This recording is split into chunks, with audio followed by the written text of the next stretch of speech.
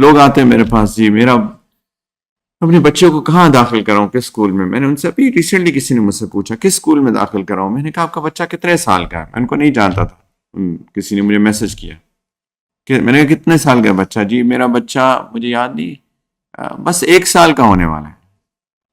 میں نے کہا آپ کو ابھی کیوں فکر ہے؟ 1 سال کا آپ کا بچہ ہونے والا ہے اور آپ کو یہ فکر ہے کہ بچے کو اسکول میں کہاں داخل کریں؟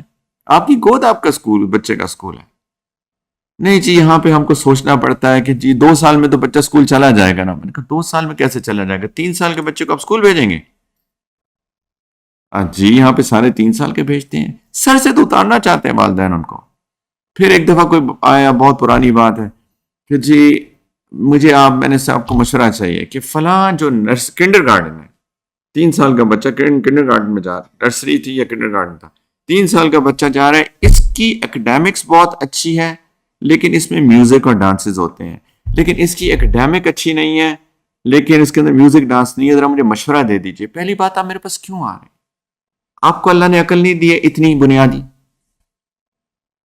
آپ کسی کے کندھے پہ رکھ کے بندوق چلانا چاہتے ہیں؟ دل میں کھوٹ ہے نا کہیں؟ میں نے پہلی بات سوال تو ان سے یہ کیا کون سے اکیڈیمکس کی بات کر رہے ہیں، کہ اے بی سی کیسے سکھائیں گے یا 1 2 3 کیسے سکھائیں گے؟ کون سی اکیڈیمکس 3 سال کی کنڈر گارڈن اور نرسری کے اندر؟ یعنی آپ کے اے بی سی یا 1 2 3 وہ 5 دن میں سکھائیں گے اور وہ 3 دن میں سکھا دیں گے کسی طریقے سے، لیکن بچے کو ناچ گانے میں لگا دو، اس کی قربانی دینے کو تیار ہے۔ والدین کو فکر ہی نہیں ہے کہ قیامت آنے والی ہے، آخرت ہے، جہنم بھی ہے جنت کے ساتھ ساتھ، فکر ہی نہیں ہے ان کو، سوچتے ہی نہیں ہے، کچھ نہیں سوچتے کس اسکول میں ہم بھیجیں، کیوں بھیج رہے ہیں اتنے بچوں کو اتنی جلدی کسی اسکول میں؟ آپ کیوں نہیں سکھاتے؟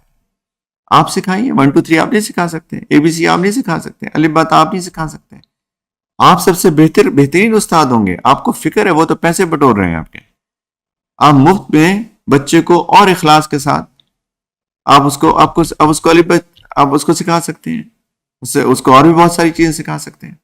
پھر گھر کا ماحول، بچے کاپی کرتے ہیں پیرنٹس کی، اپنے ماحول کی کاپی کرتے ہیں، بالکل چھوٹے بچوں کی بات کر رہا ہوں، اپنے ماحول کی کاپی کرتے ہیں۔ اگر میں ہر وقت فون لے کے بیٹھا رہوں گا تو میرا بچہ فون ڈیمانڈ کرے گا، میں ہر وقت فون پہ باتیں کرتا رہوں گا تو بچہ بھی آ کے، چھوٹا سا بچہ جیسی تھوڑا سا ہلنے جلنے کے قابل ہوتا ہے، کرال کرنا شروع کرے، وہ بھی آگے فون اٹھا کے ہلو، وہ بھی کرے گا، جیسے اس کے منہ سے کچھ الفاظ نکلنے شروع ہوں گے۔ آپ کتابوں کے سامنے بیٹھے رہیں گے، بچے کا بھی دل چاہے گا وہ بھی کچھ کھول کے صفحے پلٹنا شروع ہو جائے گا۔ میں آپ کو ایکسپیرینس سے بتا کہ بچہ کاپی کرتا ہے پیرنٹس کی۔